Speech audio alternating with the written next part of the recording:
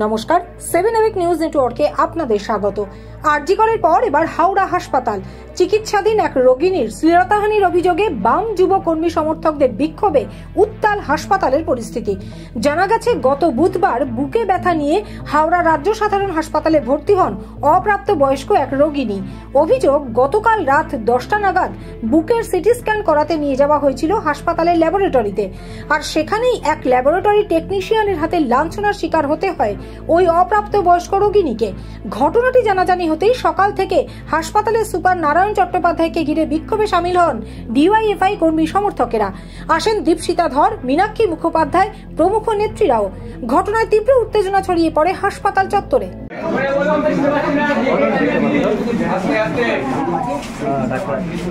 আচ্ছা, সবাই একটু চুপ, উনি বলছেন ওনার কথা শুনতে দাও। আমরা ঘটনাটা জেনে আমরা থানাতে জানিয়েছি, তার বিরুদ্ধে নেওয়ার জন্য থানা থেকে বেশি অ্যারেস্ট করেছে এবং তারপরে যা যা লিগাল অ্যাকশন করে তার বিরুদ্ধে যা যা কোর্ট ডিউটি করেছে। আমরা যে সিটি স্ক্যান সেন্টার আছে তাকে ইনফরমেশন দিয়েছি। একজন মহিলা নেই কেন ওখানে? একজন মহিলা মহিলা নয় কেন? সেটা কে দেখবে? আমরা টিভি মডেল চালু আর সরকারি চালু। আপনি টিভি মডেল বলছেন তো, তাহলে একটা মহিলা স্টাফ নেই কেন? একটা মহিলাকে নিয়ে যাচ্ছে, তাহলে 3 দিন তারা খারাপ হয়ে পড়েছিল সিটি স্ক্যান। জানেন কি সিটি স্ক্যানের প্লেট দেন অনেক সময়? জানেন? ওটা মনে আছে? বলছেন হসপিটালে কেউ দায়িত্ববান কেউ তো থাকবেন সেখানে, সেই ডিপার্টমেন্টে মহিলা নেই একজন। সেইটা তো আপনাদের দায়িত্ব ছিল। কম্পিউটারে থাকে একজন মহিলা, আর কোনো মহিলা থাকে না। বাড়ির লোককে অ্যালাউ করেনি কেন? মহিলাকে ফোন করে ভিডিও ডিলিট করার জন্য পুলিশের কাছে যদি আপনি স্টেপ নিয়ে থাকেন, কোন পুলিশ বলেছে বলুন? আপনাকে ওই চেয়ারে থাকতে হবে, আপনাকে পদত্যাগ করতে হবে। জনসাধারণ বলছে তখন আপনাকে এই চেয়ার থেকে পদত্যাগ করতে হবে, এখনই করতে হবে, অবিলম্বে এখনই করতে হবে।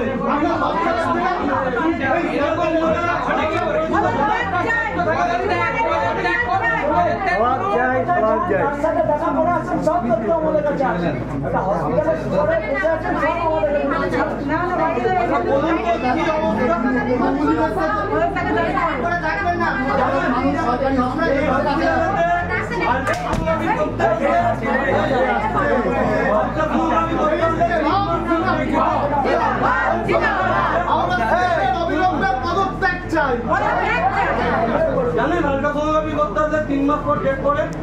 আমরা মিডিয়া একটা করেছি, আপনারা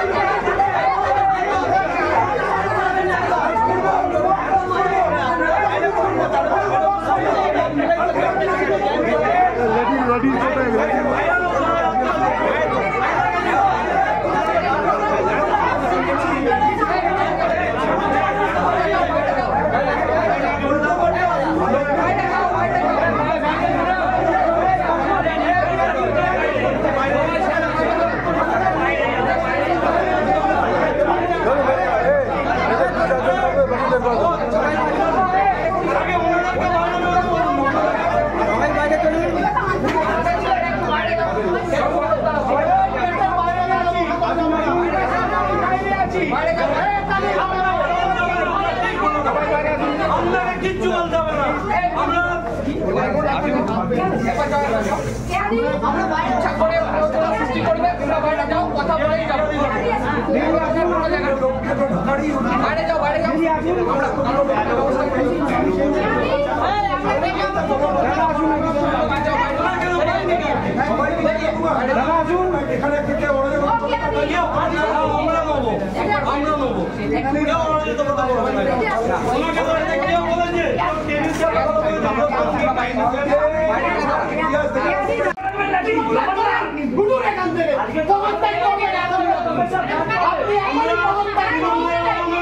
কালকে মনে করলেন যে মত ছিল ভেঙে দিত, আমরা বারণ করেছি না ভাঙতে হবে না, কারণ আমরা চাই কোনো হসপিটাল ভাঙতে হবে না, কারণ আমাদের মামলার মতো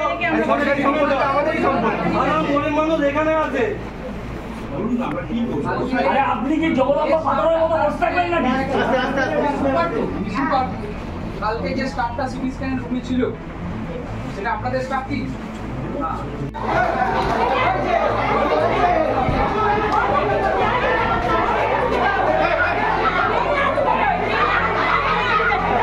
অনেক কিছুতে নেগলিজেন্সি করছে অনেক কিছুতে।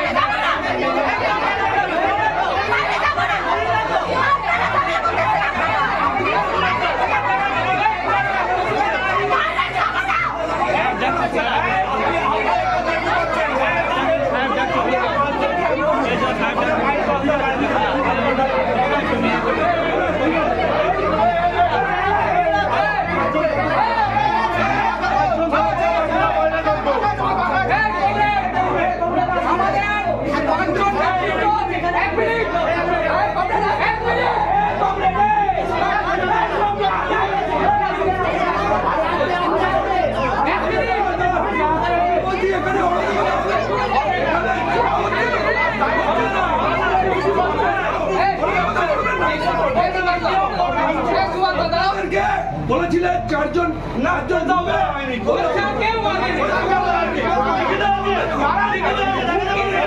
চলতে থাকবে।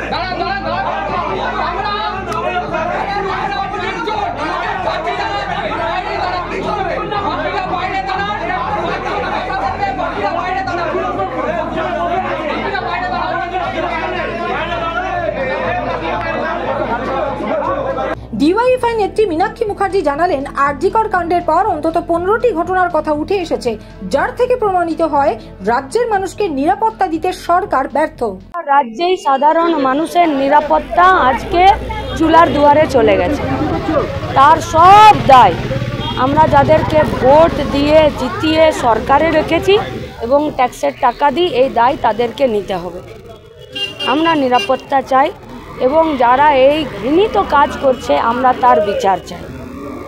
আরজিকরের পর হাওড়া নয়, আরজিকরের পর হাওড়া হসপিটাল আসতে মাঝখানে 15টা ঘটনা ঘটেছে, আর কাল রাতে হাওড়া ঘটেছে, আজ সকালে ফিরে আরেকটা জেলা ঘটেছে।